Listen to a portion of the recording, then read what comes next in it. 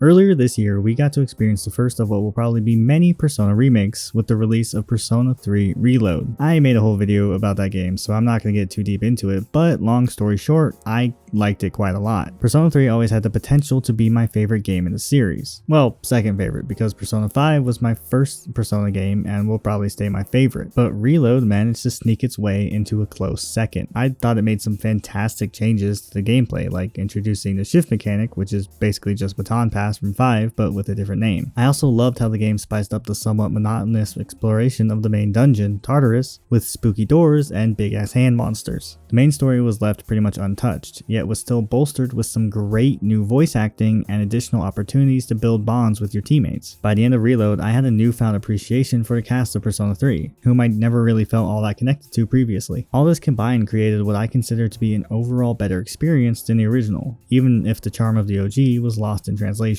I even went on to Platinum Reload, and it is easily my favorite game of 2024. So far. So naturally, I was pretty excited about the new episode Aigis DLC that would bring the original epilogue from the first re-release of Persona 3, Persona 3 Fest, to the latest re-release of Persona 3, Persona 3 Reload. You following? Basically, in classic Atlas fashion, Persona 3 Fest released just a year after the original and featured a decent amount of quality of life changes made to improve mostly the dungeon crawling sections. More significantly, it added an entire new playable chapter to the game, specifically an epilogue to the game's story called The Answer. Hop, skip, and jump forward about 2-ish decades to the announcement of Reload, a full remake of Persona 3 that was retaining a bunch of the changes Fest made. Unsurprisingly, a question arose about whether or not we would see the answer in this remake. Yes, we did, but not until 7 months later. Now let me just get this out of the way now. I fully believe that the answer should have just been in the game at release. When I first heard about Reload, I was hopeful that Atlus would deliver a definitive version of Persona 3 filled with all the various bells and whistles from across its numerous different versions, such as the playable female protagonist from Portable. While I liked the game a lot, it was still disappointing that it was whistleless at launch. Okay, well it's only like 4 versions if you count Reload, but come on, Persona 4 and 5 capped out at 2 versions each. Even then, Reload's The Answer is locked behind an additional $35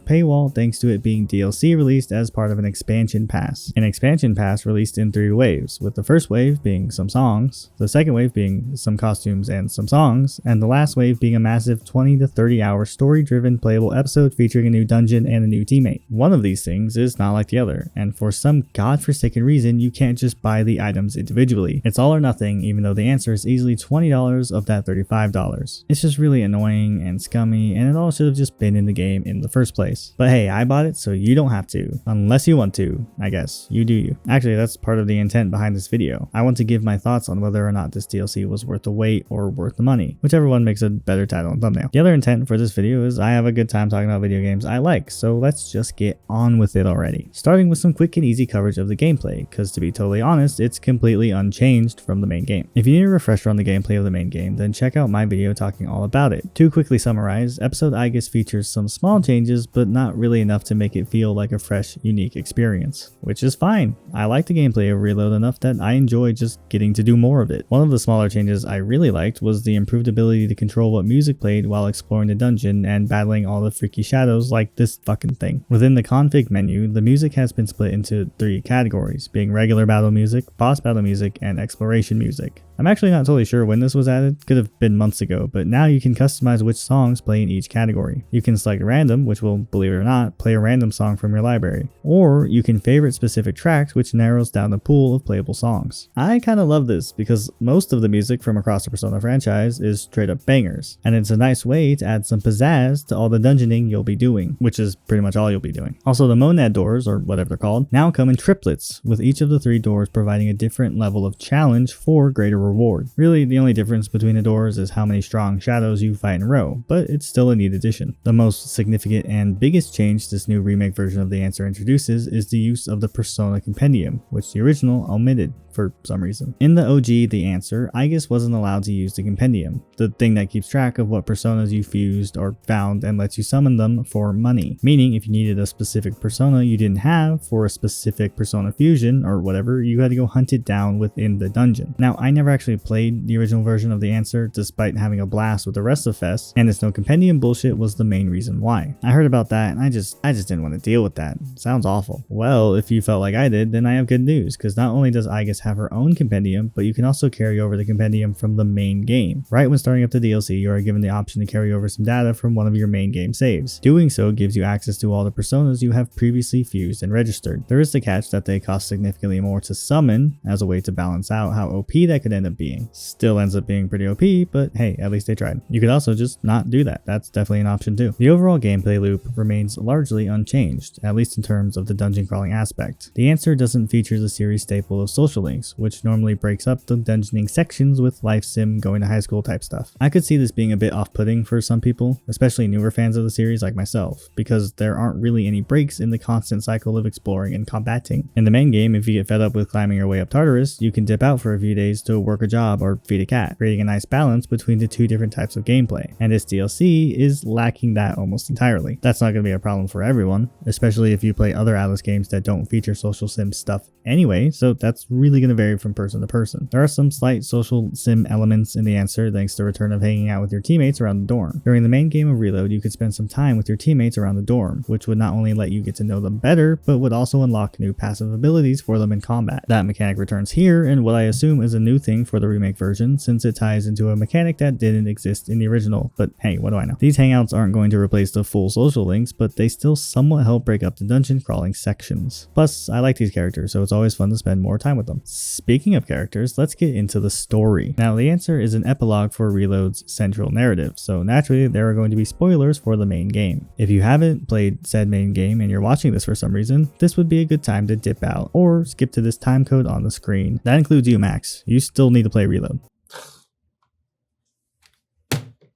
Alright, we good? You guys gone? Put in the comments if you're gone, so I know for sure. Anyway, the protagonist of Persona 3 straight up dies at the end. Kinda just have to get that out of the way right at the start because it's basically impossible to discuss this DLC story without that being known. I warned about spoilers, so if you're still here, that's on you. I really love the overarching concept and themes of this story. I think they fall in line really well with the core of what Persona 3 is about. Even if some of it is just blatantly spelling out aspects the main story left more ambiguous and open for interpretation. Aigis takes over as the playable character and thus is the focal point of episode Aigis' story. Big surprise, right? She, along with the rest of the remaining members of SEES, get stuck in a Groundhog's Day style time loop, trapped in a single day forever unless they discover the secrets of the mysterious Abyss of Time. The Abyss of Time, or Tutorus as I like to call it, is the new dungeon where you do all the fighting and exploring and whatnot. I call it Tutorus because it's basically just Tartarus again, but less interesting. In order to get out of said time loop, they must discover the secrets of the Abyss of Time and how it connects to them personally. Obviously, a big part of all that is how they deal with the grief and trauma of the original protagonist's death. In general, I like the story of the answer, not nearly as much as the main game, but still, there's a lot of good stuff in there. I particularly enjoyed some of the bigger lore reveals that tell us more about the wider world of Persona. There's some story threads left hanging that I would really like to see more of in future games from the series, and not just in spin-offs, even if they're good spin-offs. I also like the new character Metis. Don't have a lot to say about her, but I think she melds nicely with the existing cast, and I enjoyed how she tied into the mystery of Tutorus. I will say that I found the justification for everyone throwing hands with each other at the end to be a bit contrived, but I'm willing to overlook that for the most part because I enjoyed the emotional payoff for the whole shebang. I feel like the answer story was a little more hit or miss than the main games, but it does end up hitting more than it does missing, although that might just be due to my fondness for these characters. Either way, I liked it.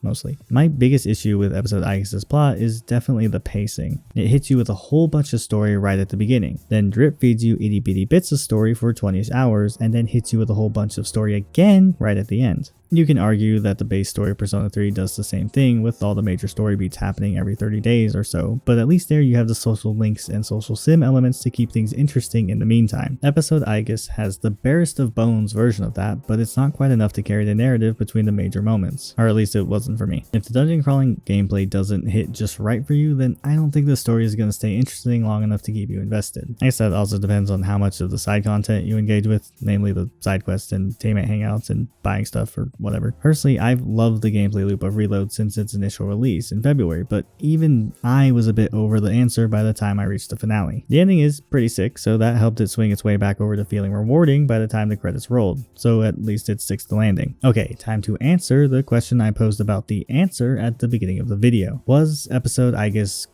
the answer worth the wait or not? My answer is Sort of. Unsatisfying, I know, but it's really going to come down to how you feel about baseline reload and how Atlus integrated the answer into that game. I think it's totally understandable to not want to spend $35 for something that should have been in the game you already spent $75 on in the first place. I mean, Atlus isn't the first to do this. Hell, Capcom did the same thing with Resident Evil 4 Remake and Separate Ways last year. Similar situation where the remake was released, missing an additional bonus story thingy that should have just been in the game at launch. The key difference there being that when Separate Ways was finally released, it only cost $10, and I thought it was well worth it. Whether the answer is worth its price of admission is going to depend on the individual, and personally, it just barely crosses over the line into being worth it for me. I really liked Reload, and a big part of why I like the answer is because it's simply more Reload to play. It's more time spent with characters I like, engaging with combat and exploration I have tons of fun with, so I ended up having an overall good time with this DLC. Naturally, there are aspects that don't really work for me. No game is perfect, but even still, I don't think the answer is a bad experience if you don't mind the initial cost. Not everyone will end up feeling the same way though, so if you don't think it's worth it, then skip it. I don't think it's a necessary addition to the main game, and I don't think you'd really be missing out on anything quote unquote essential by not playing this. The way the main story of Persona 3 ends is great on its own, and is arguably better off left as it is. So just don't play this, or wait for it to go on sale. In fact, you should do that anyway, for most video game related stuff. Everything costs more than it's actually worth at this point, so fuck it. Kinda lost my train of thought there, but hey, you get the idea. At the very least, I hope this video helped to give you some idea of what you're getting out of this DLC, and if you think it's worth getting and playing for yourself. If you have already played episode Aigis, then let me know what you thought of it in the comments below. I'm really curious to see what veteran Persona 3 fans who have played the FES version of the answer think of this remade version, and how it stacks up to the original. If you like this video, then please leave a like and consider hitting that subscribe button. I will absolutely be covering Metaphor next month, even though it's probably going to take me 3 weeks to finish. I am beyond stoked for that game, and it's shaping up to be a real banger. God, I hope that ages well. Anywho, thanks for watching. I've been Tin from Tin Max, and I will see you in whatever we do next.